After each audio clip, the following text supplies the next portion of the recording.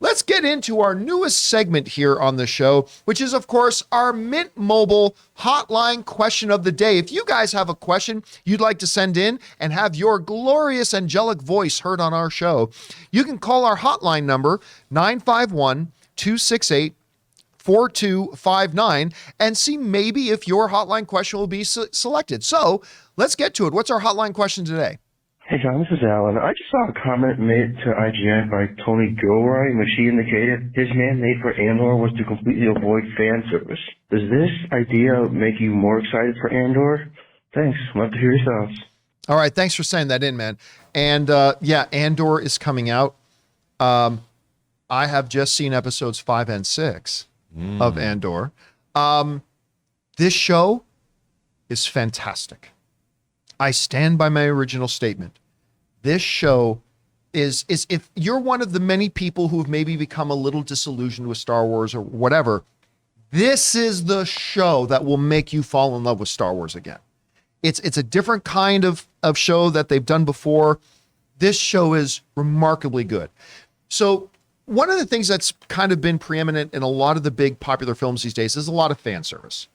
Of course, fan service is just throwing in something that doesn't necessarily equate or have a narrative purpose, but the fans will scream and will get a big pop if you throw in, look, everybody, it's so-and-so.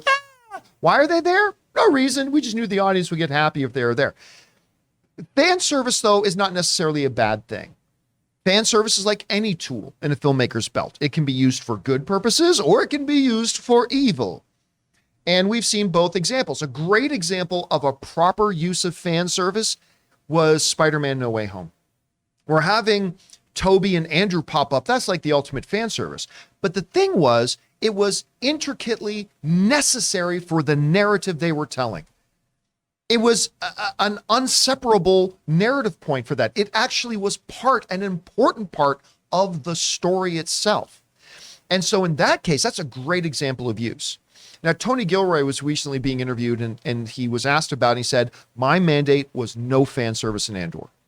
Now, he goes on to say, that doesn't mean we're not going to see some faces we're familiar with, but those faces are there because they were essential to the story. Saw Gerrera. Everybody knows Saw Gerrera is going to be in the show. That's nothing new. And Mon Mothma. And other characters like that. But the reason they're there is not because, look, everybody, it's Saw Gerrera. Remember him? No. For the story I'm telling, he's got to be there. Mon Mothma is not there, so everybody can go, oh, we remember her. No. She's there because my story required her to be there. And hearing a guy like Tony Gilroy come out and say, yeah, fan service, F off. No, I'm going to use the characters that I need for my story. And we're not going to have a random C-3PO cameo for no reason. Just kind of slid in there, whatever. We're not going to have, young Lando slide in there just for no apparent reason. Yeah, did I just disappoint you, Chris? Yeah. And I got to tell you, it's that kind of level-headed, vision-forward storytelling that I think permeates all of Andor and just has made me really appreciate it for just how good this show is.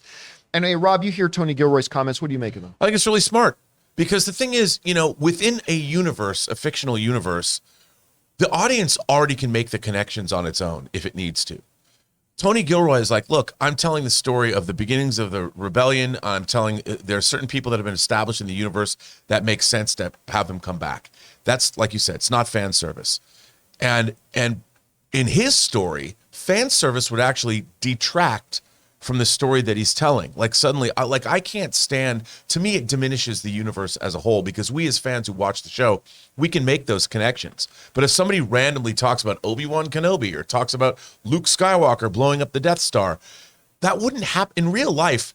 John, we don't talk about things that happen in our own life. Well, 5 years ago when this happened to me personally, you don't live your life that way. You move on and maybe sometimes someone will reference something that happens in the past. Even when in No Way Home, when Matt Murdock shows up, you could say that was fan service.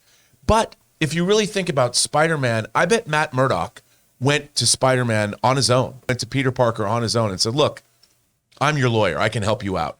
We liked it, but it wasn't necessarily as fan servicey as it could be because at that point, he'd been outed and needing a lawyer was So that, to me, that treads the line. Yeah, that treads the line. But- it but- wasn't as intricate or as involved or as necessary as, say, Andrew and Toby. But Right. it towed the line. But still, there was a reason in the story to do it. But when they just randomly throw, like I'll tell you, even in Rogue One, I think you see R2 and 3PO in the hangar deck. Yes. That was fan service. Absolutely.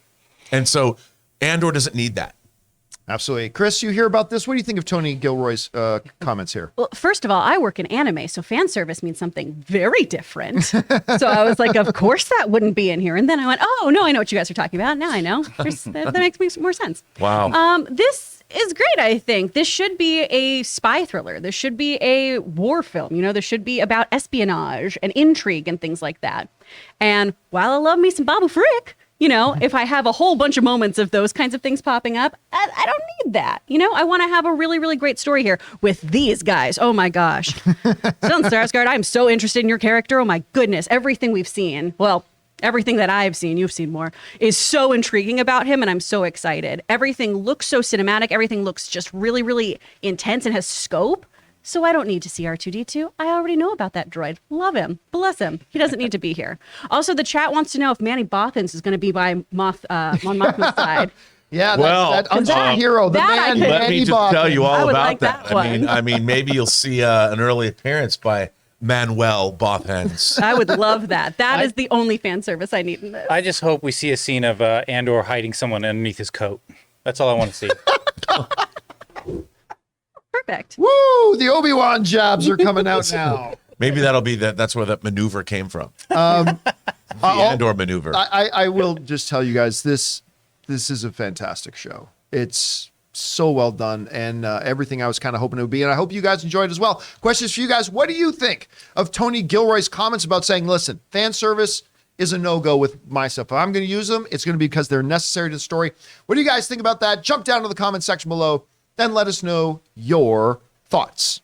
Hey guys, we want to thank the sponsor of today's episode, Mint Mobile. Mint Mobile offers premium wireless starting at just $15 a month. And now for the plot twist. I'm just kidding, there isn't one. Seriously, Mint Mobile just has premium wireless service from $15 a month. There's no trapping you into a 2-year contract or opening the bill to find these crazy fees. There's no luring you in with free subscriptions to streaming services that you'll forget to cancel and be charged full price for. I used to dread opening my phone bill every month because every time I was opening it, it was like playing roulette. I never knew what the actual price was going to be, and it always seemed to get higher. But not with Mint Mobile. Mint Mobile gives you the best rate whether you're buying for one or a family, and at Mint, families start at 2 lines. All plans come with unlimited talk and text, plus high-speed data delivered on the nation's largest 5G network. And if you're worried about the complication of switching things over, don't. Use your own phone with any Mint Mobile plan and keep your phone number along with all your existing contacts. So guys, get premium wireless from just $15 a month and no unexpected plot twists at mintmobile.com/Campea. That's mintmobile.com/Campea. Seriously, you'll make your wallet very happy at mintmobile.com/Campea.